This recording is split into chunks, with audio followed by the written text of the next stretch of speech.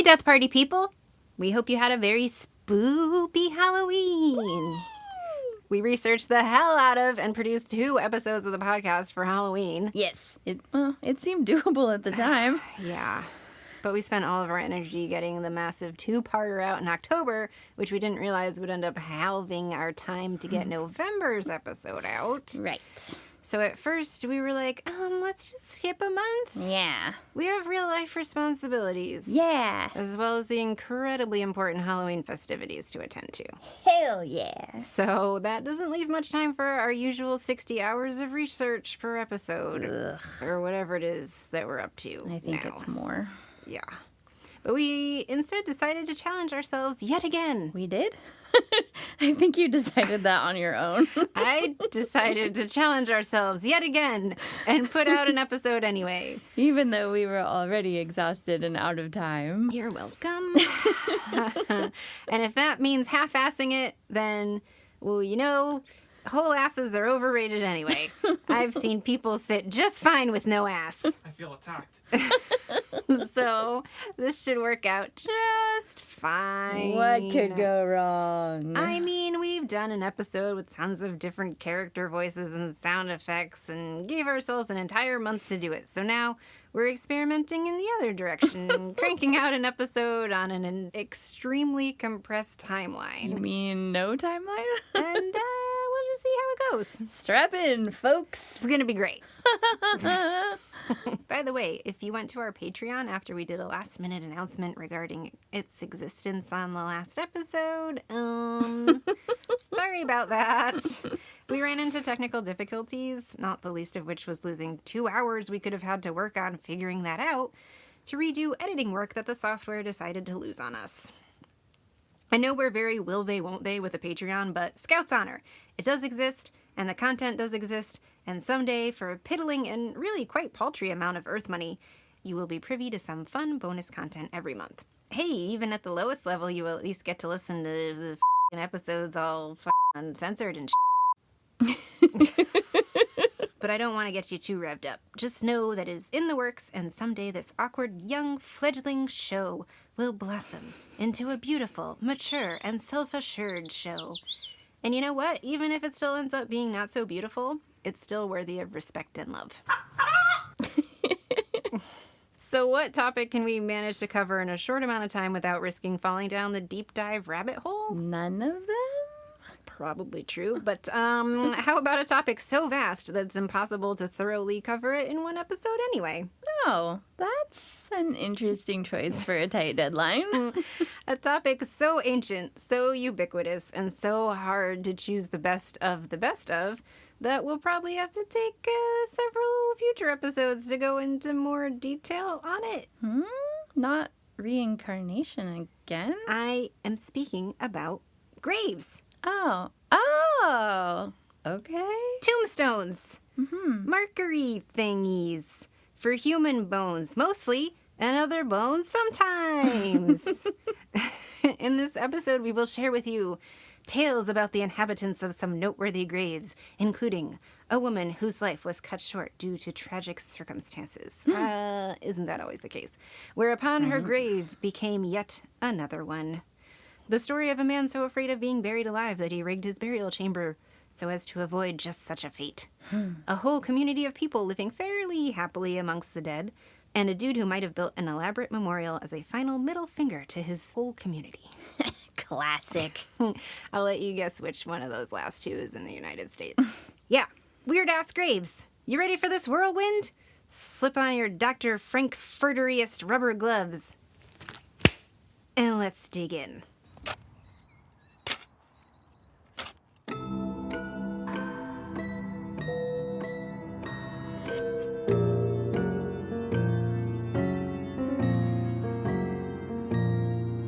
Party! Okay, where to begin? Why, with the end. Naturally. With death. Yep, you gotta die to merit having a tombstone. Speak for yourself. I'm already working on my tomb. Yeah, I mean, it's not an official rule. It's more like common practice. Okay. Sure, You can buy a stone or plot ahead of time and make all your morbid plans a la Morticia Adams. If only life were that fair. But eventually, your immortal form will inhabit that space, assuming you're going the burial route or some variation thereof. I mean, there's other options, of course. You can get cremated, but while it conserves terrestrial space, it does contribute to air pollution, so pros and cons there. And of course, there's aquamation, getting donated to science, having your body shot into space, or whatever those billionaires are actually planning up there with their galactic dick swinging. And that amazing and relatively new human composting place up in Washington that is looking like my best option for not getting eaten by bugs, but also not burned up. But that could be its own episode, and this is not that. Right you are, my dear. Right you are. And this topic is definitely more visual than anything, so that should work great for a podcast. Perfect. There's not a lot of rhyme or reason to the order of the graves we're covering here. Oh no, should we have presented it as a ranked list for clickbaitiness? Number 4 will knock your socks off and leave your jaw on the floor. Sure, with all of our spare time. No, we can just do that in the description for SEO or whatever. Yeah, that'll be better. We do have a lot of ground to cover, literally. Oh, that whole thing was just a setup for that joke, wasn't it? Maybe. This is a really broad subject, so I went for the widest variety I could to keep you from getting bored, falling asleep, or getting shanghaied while you take the vehicular hell that is a Greyhound bus to your Thanksgiving break destination.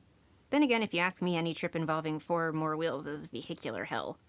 I hate driving and being on highways. So yeah, nestle down into that seat with the weird, outdated, long-wearing upholstery. Try not to think about how it's full of other people's farts. I never thought about that before. You will next time. Yeah, I will.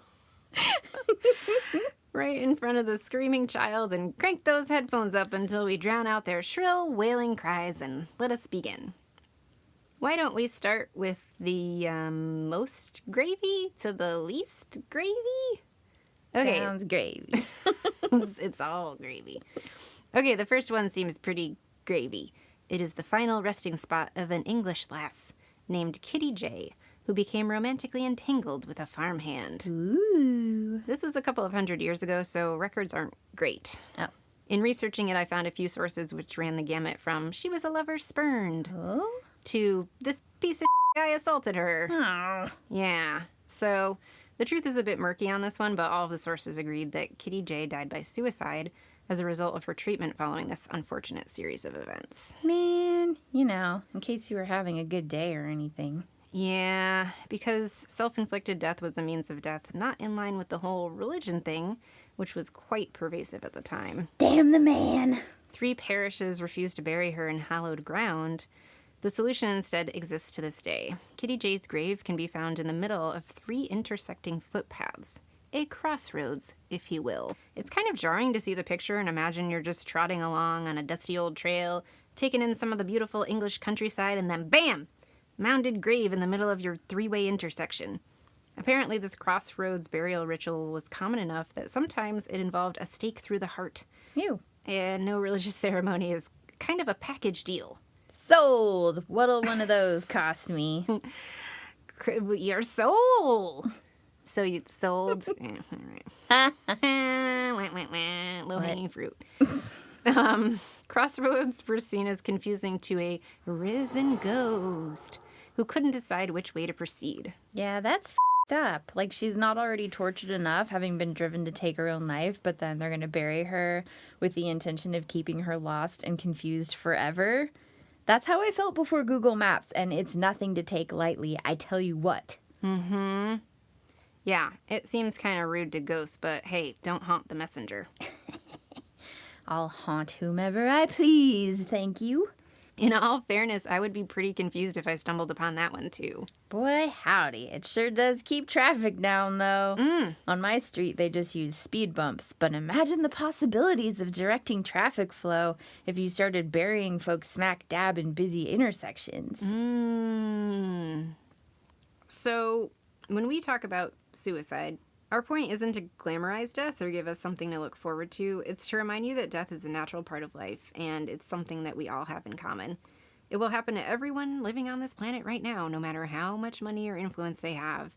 And it has happened to many people whose remains reside in the ground under our feet, whose ashes have been dispersed into the air we breathe, the water we swim in, the amusement parks our children visit. Death is all around us constantly.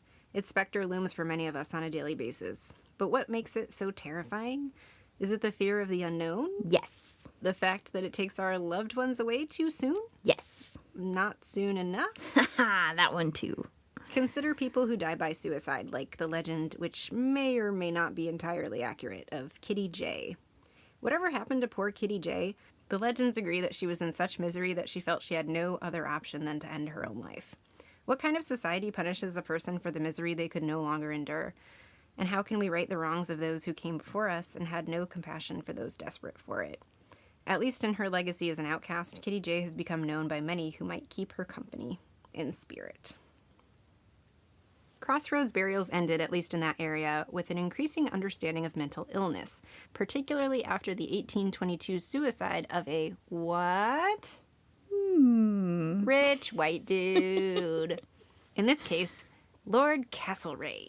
Oh, sure. Everything is accepted when it's a rich old white man who does it. I mean, good, because burying people in crossroads with the intention of keeping their spirit confused and lost forever is f***ed up on so many levels. But still. It's called progress, Faye. Don't bite the hand that feeds. Another the mound... rich old white hand. The shriveled, doughy old white hand. Feeds you one for every 6 he has.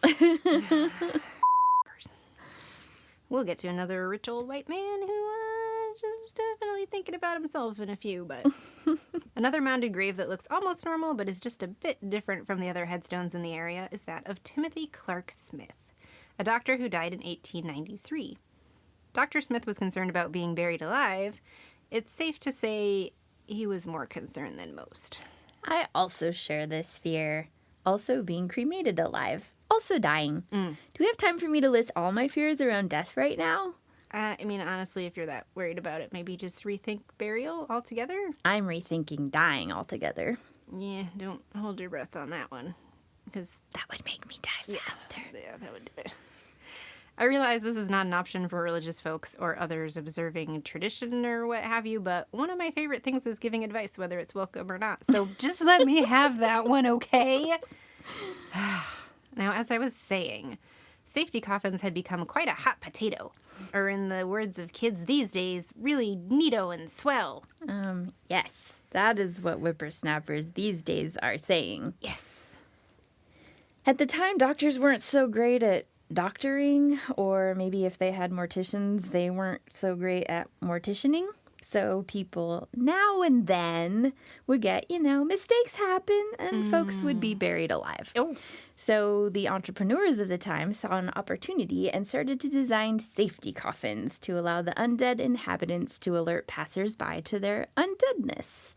These usually consisted of a tube from the coffin up to the surface, sometimes for breathing, while others contained a little string that would tie neatly to a bell atop the grave. Aw. Because what better way to alert the world to your being buried alive than to jingle a dinky little bell out in the middle of a cemetery plot on the edge of town?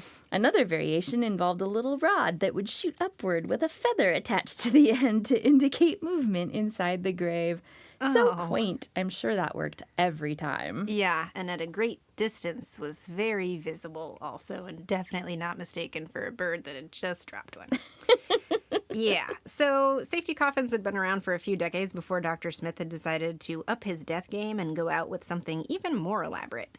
And yes, a safety coffin is kind of like if you really liked room service so much that you wanted it to be available after you died. But instead of bringing you French toast, whoever answers your call for service brings you escape from the grave before you suffocate. Hopefully. Hopefully before you suffocate in a tiny underground box that is not much bigger than you are. What a concept. It's amazing how I can have such crippling anxiety and yet talk about horrifying things like this without freaking out. You're doing great. Thanks. Hey, could you refill my glass? My throat's just getting a little dry. Sure. I just need to go breathe into a bag for a minute. Do you want ice?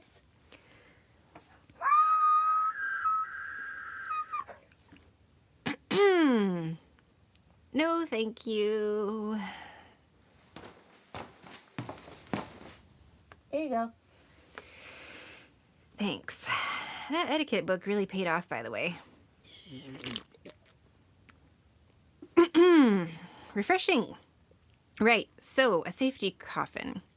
It's like a classic coffin, but with a few tweaks to help the resident narrowly avoid being buried alive. Mm-hmm. And I do mean narrow because, yeah, all that other stuff that I just said about being underground and all that. Yeah.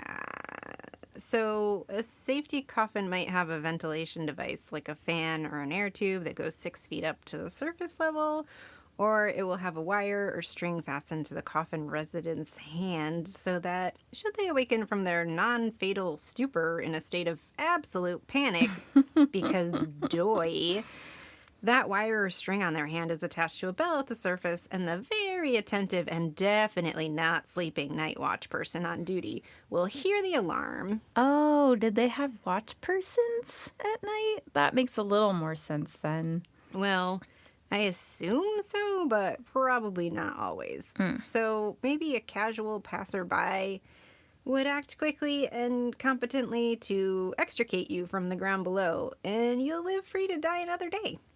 Sounds great. Sign me up. As one might imagine, Dr. Smith found this whole setup to be very necessary as he stared down the barrel of his own mortality. So necessary, in fact, and let's be honest, medical knowledge of the era was no match for the many rampant illnesses of the time, that he decided to improve upon the model. Too good for a bit of string, eh? Well, Too good to be buried alive, eh? It was good enough for your mother and I. in addition to the bell and air tube design, he tacked on a hidden staircase that was built underground next to his grave so that he could just, mosey on out of his grave if he woke up all, "Oh dear me, I seem to have been buried alive. What a quandary. But lo, what is this series of tiered flat surfaces which doth layest before mine eyes?" Wow. Seeing a Macbeth performance had a profound effect on you. Verily. Also, I know it was, the 1800s, but it's surprising how most of the safety coffins of the time relied on other humans coming to your rescue. Had they not figured out yet that that's not the safest way to do a thing? Yeah, it's still pretty comforting, though. A tomb with an escape hatch and stairwell to use in case of emergencies. Yeah, that part's good. It's your only option if you can't punch your way out like in Kill Bill. Luckily, I can. Well, then, you don't need to worry about any of this. In addition to the graveside stairs, the lid on this dude's coffin was outfitted with a 4-foot square window. I bet that hasn't aged well. I like to think of it as a tomb with a view. Yeah, but for which side? Ew. Yeah. Included in these measures, A man after my own undead heart. Dr. Smith had a horizontal window installed at the surface of his grave, 6 feet above him, and centered squarely on his face.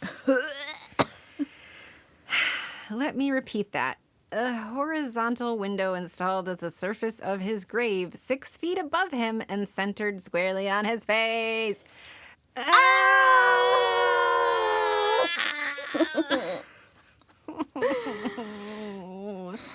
Did he want to give small children drool-covered stuffed animals securely in hand, visiting their bocce's final resting place nightmares for decades to come? Yes. No. No. This viewing window, which would be right at home in a Clive Barker novel, served the purpose of allowing surface dwellers to check on him to ensure that he was, in fact, deceased. He died in 1893, and to all accounts, his death was not contested by anyone, himself included. What a waste. All that work and he didn't even get to test it out? I bet he's rolling in his grave over that one. Well, if he was, we'd hear about it. Oh! Maybe he got to test it, before it was installed officially. Oh, that's truly terrifying to think about. Just going down there, checking for weaknesses in the wood, giving it a few thumps. Hello, night terrors, my Crawling in old there and friend. seeing how the window looks. The Farford window. Oh, my God. Checking the view. Nope. Now if you're saying, Eritris, how could you torment me with this fascinating description of such a curious tomb? How could you torment me? I simply must see it for myself. Audio-only format be damned. Nope. I am just fine going to bed tonight not having seen that. Let me save you some trouble, friend. If you're curious to see it, don't. You've convinced me. See you later.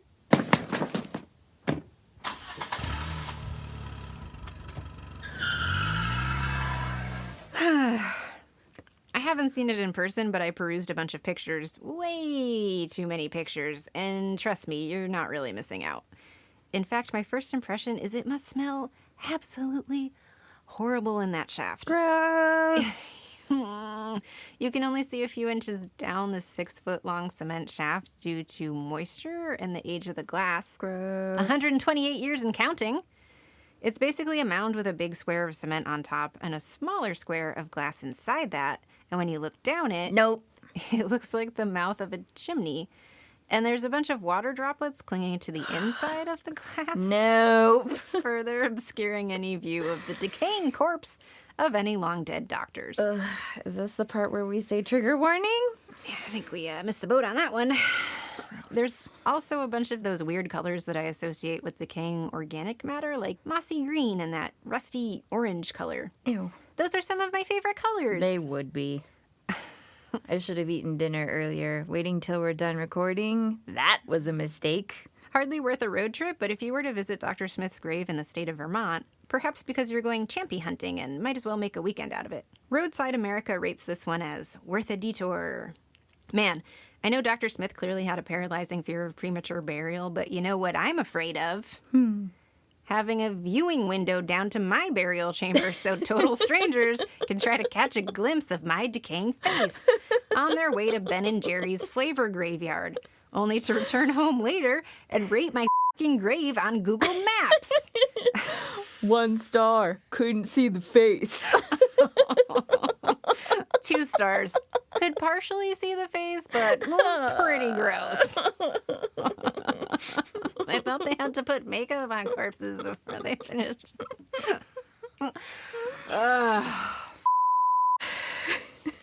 Yeah, he thought ahead, but not as far ahead as I'm thinking. Pass. Hard pass on all of that.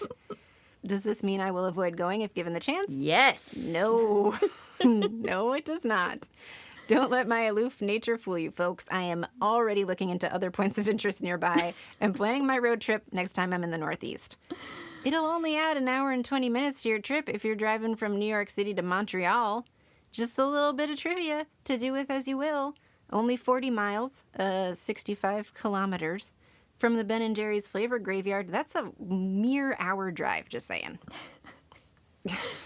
The Ben & Jerry's Flavor Graveyard is a real thing, by the way. I love that. That's the only graveyard that I will be visiting if I am in the area.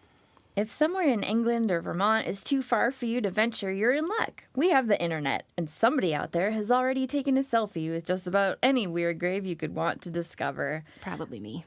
Probably. Probably her. But perhaps a little closer to wherever you call home is an uncommonly common grave that you may have stumbled across in your nightly lurkings at the local cemetery. Here and there, in cemeteries from the 18 or 1900s, are various graves surrounded with steel cages that look as if they are trying to keep some kind of monster within. Didn't work. I still got out. I was gonna ask. Surprisingly, with all the zombie movies being made these days, these ruthless-looking iron cages were actually designed to keep people out. They were named mort safes. Catchy. Right? And who would be trying to crawl into a grave that's not their own, you might ask? And who would be trying to crawl into a grave that's not their own? I'm glad you asked. Why, grave robbers, of course. Not only have a-holes throughout the centuries dug up graves in search of the valuables that the dead were buried with, but in the 18th and 19th centuries, not much was known about human anatomy, and doctors were keen to learn. Medical hospitals would pay just about anybody who could produce one for cadavers, so that the remains of the dead could be investigated and cataloged. Only fresh dead bodies weren't always easy to come across. After the practice of stealing fresh bodies from the ground after their burial became popular, families or individuals concerned with the possibility of being exhumed at an untimely hour would sometimes pay to have these grave cages constructed to ensure the continued slumber of the deceased. That and, zombies. Another location known for their elaborate graves is Cairo. With a population of over 18 million, these residents sure know how to make the most of a crowded and hectic city. Or, they don't have much choice because depending on who you ask, you might hear it referred to as a slum. Egyptian streets describe the city of the dead within Cairo thus. Between catacombs and mausoleums, beds and ovens have been pushed up against marble, tombs turned into what can only be described as an impoverished gated community. No one is certain of the exact population of those who inhabit the city of the dead, though it is assumed there are over 1 million individuals coexisting in morbid neighborliness with the dead. Displaced due to farmland removal or natural disasters, people have taken to squatting in unseen claustrophobic crypts and an escape from homelessness. Whoa. I mean, I'm fortunate to never have experienced houselessness, but I would like to think that having a roof over your head, even if it's the top of a mausoleum, still beats sleeping in your car. Mm-hmm. At least there's a little more space. It has to be better than sleeping under a bridge. I always wondered about that. When I used to picnic in cemeteries on the regular, I would always try to imagine which crypt I would live in if I suddenly became houseless. I wondered why more people didn't choose tidy little cement tombs over places that are worse at keeping the rain out. Unless you're really afraid of ghosts? Oh, that must be it. Then it wouldn't be so great. I mean, well, joke's on them because ghosts are everywhere. On the flip side, if someone was using my tomb to live in because they didn't have a better option, I'd be glad that I could still perform some act of public service, even in death. Right? Also, if your tomb is basically a stone tiny house, I mean, come on, do you honestly not expect people to choose to live in it at some point? Exactly. See? I'm not a weirdo for thinking about it. I want to see that show on HGTV. Flip my tomb. Why is this not a thing yet? Can we do this? We're just going to add a little crown molding and some landscaping, and we should be looking at a 10% increase in the market price. Here's all these dead people taking up prime real estate, and then there's all these living people with no homes. Ah, society. It was bound to happen. Unlike with Dr. Smith's final resting place, I would encourage you to go to the show notes on our website, deathpartypodcast.com, and click on the Reuters article as well as the Egyptian Streets article by Mona Abdu for the few pictures contained in it, because this is metal as fuck. No, but seriously, if you've been cocooned in a warm bubble of privilege like I have and need a reality check once in a while that there are people out there who have it worse than you do, these photos are stunning visual reminders. Not to mention, some of these people have been living in this necropolis for decades. Some of them have generations of people living under one roof who have been there. The elders have been there for several decades. It's wild. Also, there's no corpses in the photos, so, you're good. It's just the tombs and the live people. No worries. You're clear. So, just depressing. I mean, they look like they're having fun. I don't know. Making the best of a bad situation. Well, we don't want to keep you all sad thinking about people without homes and how COVID has exacerbated the problem. But if you get the chance to weigh in with your city and vote on supportive housing for those impacted, that's really special. It really can happen to anyone, and aside from the humanitarian aspect, communities can save thousands of dollars per individual by putting people in permanent supportive housing instead of playing catch-up, funding the services that chronic homelessness inevitably costs. Homelessness is not due to lack of homes, but a lack of affordable housing and support systems. Right. let's turn those boundless, trembling, ugly tears into angry, balled fists. Yeah. As we discuss the grave of John Milburn Davis. John. Mr. Davis had the very good fortune, if I may editorialize, of living for several decades in what must surely be the best town in Kansas, Hiawatha. Never heard of it. If you listened to our Halloween episode, Oh. you might remember Hiawatha is the town with another noteworthy resident, Mrs. Elizabeth Krebs. Right. I was there for that. Are you sure now? She was responsible for starting the longest consecutive annual Halloween parade. Yeah. And of course, Hiawatha gives kids the day off if Halloween falls on a school day, which I will never not be jealous of, regardless of how old and past my trick-or-treating prime I am. Ooh. I took some candy. When we went on Halloween night, it was like 10 p.m. and people had left bowls out for COVID. I was like, they probably don't want all of this extra candy. There was a full-size Fifth Avenue in one of those, a full-size Fifth Avenue. But it's like, it's probably, Some like, old people candy. Yeah. That You got candy a bar is couple left Werthers. over from the 80s. no, it's from like 1910 or something. It's from like when they christened Fifth Avenue, and now people shall walk upon you. And also there's candy. It's well, it's old because the wrapper is brown with like red text and white or something. They owned the Fifth Avenue candy bar factory when it went out of business. They just have like warehouses full of them that they give away every year. Like Spam. That like Spam World War II thing where there's just like Spam left over from Rations. Yeah. Yep. Well, and you also know it's old as hell because it's like a bunch of peanuts and nougat, Oh. I think. So it's like a payday, but shittier. Oh, I used to get those for like 98 cents at the gas station when I was a kid. Yeah, they probably still have the same ones there at that same gas station waiting for you to come back. Gross. Because no one has bought one since. By the way, this episode is sponsored by Fifth Avenue. Do you like candy? Do you know what street you're on? Great. You're eligible to enjoy Fifth Avenue. Are you older than 100? Do you remember the Archduke Ferdinand getting shot? And also, that makes you hungry? Fifth Avenue. Okay, back to John Milburn Davis. Mr. Davis moved to Hiawatha in 1879 at the ripe old age of 24. Shortly thereafter, he married Sarah Hart. Sadly, Sarah's family did not approve of the union. But clearly, like cola and milk, their pairing was meant to last as the two started their own farm, prospered, and were married 50 years. Wait, what? I said their pairing was meant to last, like that most delicious combination beverage that is roughly 50% cola and 50% milk, or to taste. First of all, that sounds gross. And second, I'm pretty sure that is not a thing. What? Just like that other thing. What was it you were talking about at the pumpkin patch? Funnel cakes covered in pizza sauce? No, they're not funnel cakes. They're called fried dough. And yes, they're covered in pizza sauce and Parmesan cheese, damn it. Yeah, those aren't a thing either. I don't know who's been putting one over on you back in Boston. Don't knock it till you try it. It's basically just a melted float. Damn.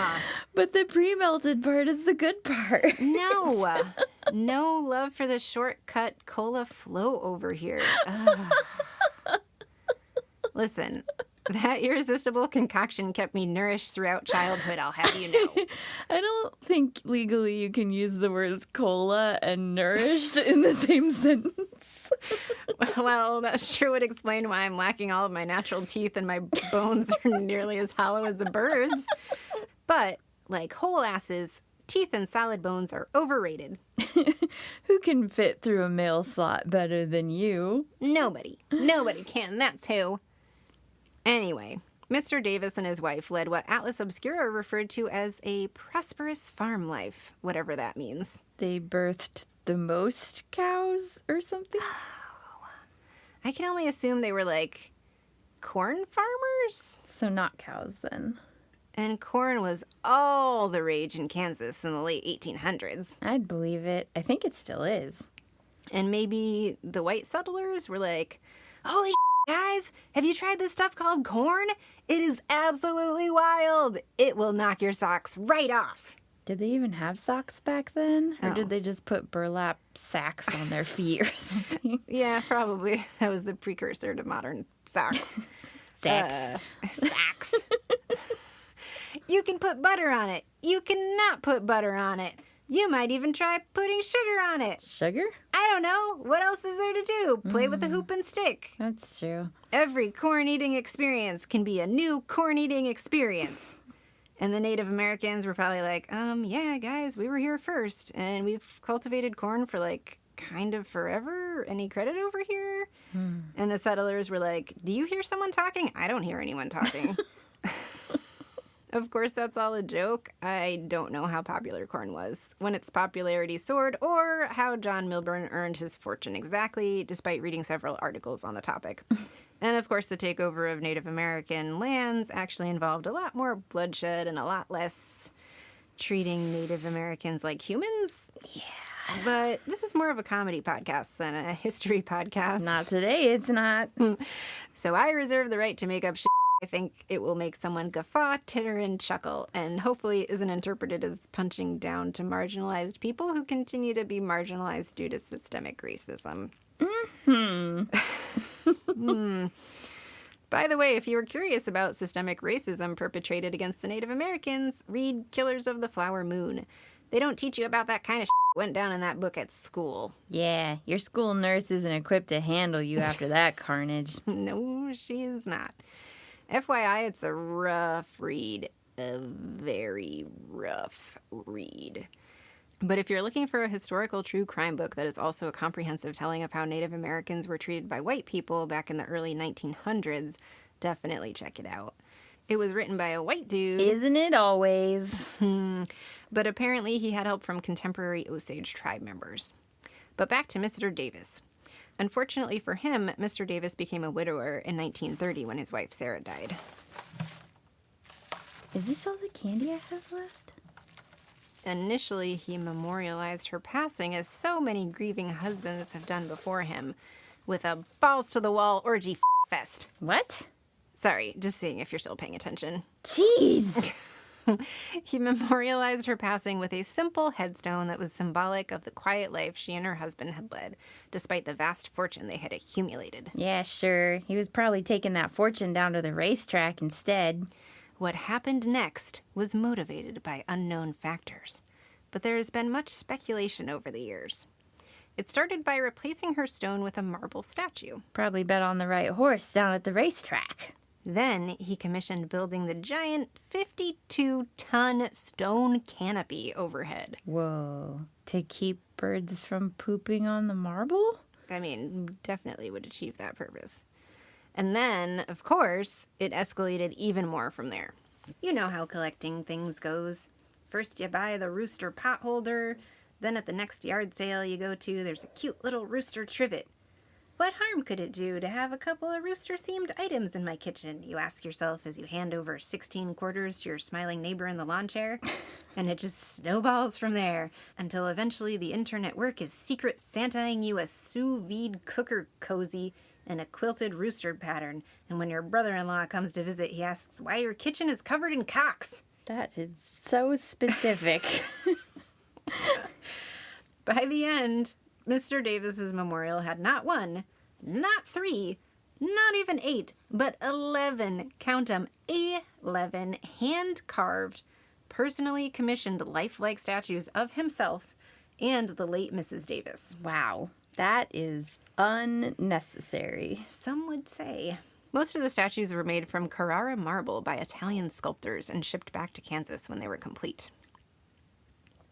Now, one Carrara marble hand-carved Italian sculpture is expensive, but 11 of them, yeah, that wasn't exactly cheap. Mr. Davis was spending vast sums on slabs of stone dedicated to a dead person, and meanwhile, less affluent Americans, meaning most of them, were facing abject poverty and way too much time on their hands due to the 1929 stock market crash, which precipitated the Great Depression, which precipitated a sharp uptick in unemployment, among other crappy economic factors. In other words, while people were boiling shoe leather for food, Oh. and the only entertainment they could afford was counting the dust particles in the air, Mr. Davis decided to spend, or squander, depending on who you ask, his many, many green paper rectangles on this memorial. This highly visible flaunting of his money failed to impress many of the townsfolk in Hiawatha, at a time when the town didn't even have the money for a hospital. Oh, lovely. Mr. Davis spent roughly $200,000 in 1930s dollars. Any guesses? Not a clue. Over $3 million in today's money. Oh, my God. On the memorial in the end. And by in the end, I mean his end, but not his rear end. Death. His death. When he died. Okay, great. Rude. In fact, the best way to describe how the townsfolk felt about this man spending his fortune this way during the Great Depression is pissed. Straight pissed. So pissed. In the midst of all this statue-building frenzy, community leaders approached Mr. Davis to ask him to donate money toward projects that would benefit the whole town for decades to come. Like, a hospital.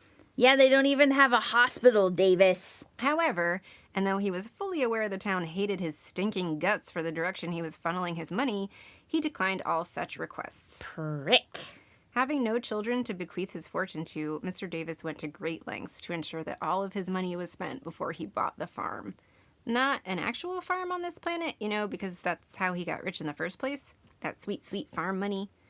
Before he kicked the bucket. Not an actual bucket, but like a proverbial... I don't know where that saying comes from anyway. It's really obtuse. Maybe fodder for a future episode. Anyway, he spent all his money before he died, and for what? A bunch of marble with a little granite mixed in, because variety is the spice of life. Or in this case, death. He didn't think that maybe one day he would need a hospital? Typical. Some people speculate that with no family of his own, he was determined to rid himself of his entire fortune to keep his wife's relatives from getting a penny of his money.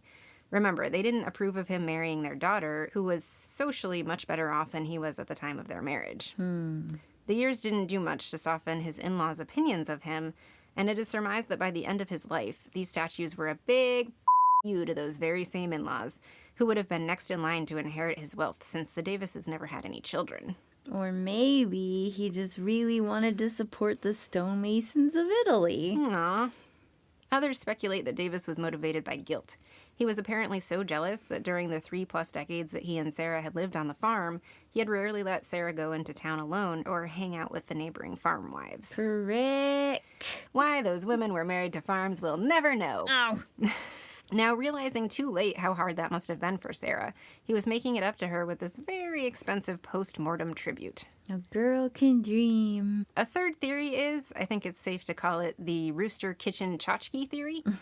Mr. Davis got so swept up in the utter joy and exuberance that surely comes with collecting personally commissioned hand-carved lifelike statues of himself and the late Mrs. Davis that the urge to collect them spiraled out of control, and his sculpture thirst could never be slaked after the initial sculpture.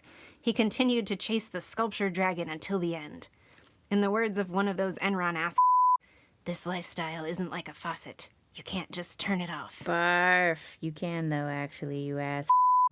That one has always stuck with me from Enron, the smartest guys in the room. Hey, it happens to all of us. I started out with one thimble, but wouldn't you know, the thimble collecting bug got me. And now I have a thimble collection that Tom Thumb would be envious of. Get it? Tom Thumb? Because thimbles go on your thumb. Oh. And Tom Thumb had 3 of them because he had 2 thumbs on his hands. He and did? then his name was Thumb, so that's 3 thumbs. I don't remember any of that. I'm just kidding. I never collected thimbles. Well, now I'm always going to remember you as the friend who collects thimbles. Guess what you're getting for the holidays this year? It's not an embroidered rooster sous vide cover, I'll tell you that much right now. Dang it! If all this money that some might be tempted to say was wasted on a bunch of carved rocks has you siding with the good people of Hiawatha, Damn straight. who did, after all, give us their sensational Halloween parade and probably really could have used that hospital, this may offer some small comfort. Although it wasn't widely known, Davis gave away tens of thousands of dollars, little by little. Not only that, but his memorial now draws tens of thousands of visitors each year from around the world.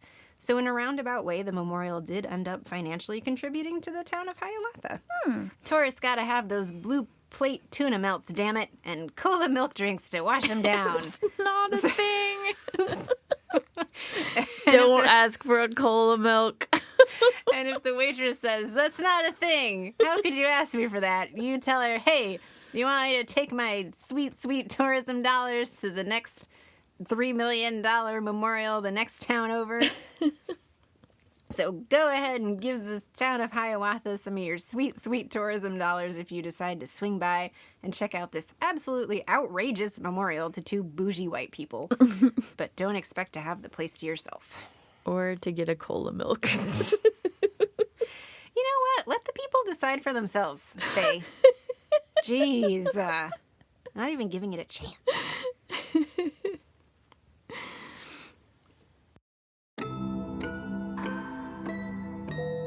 If you like us, if we haven't traumatized you yet, if you want more of our bizarre dad joke brand of whatever this is, then help us help you get more of what you want by giving us a 5-star review wherever you listen to podcasts. And tell your friends.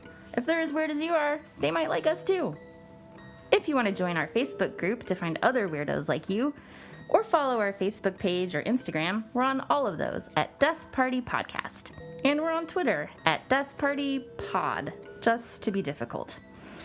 If you want to email us your amazing idea for an episode, love letters, hate mail, fan art, or your soul, you're not really using it anyway, you can send those to us at deathpartypodcast@gmail.com. Bye! Bye!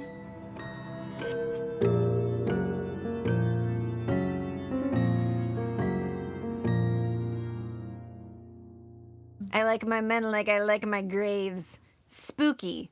Physically distant by a space of at least 6 feet. And visibly unattended by other women. Oh.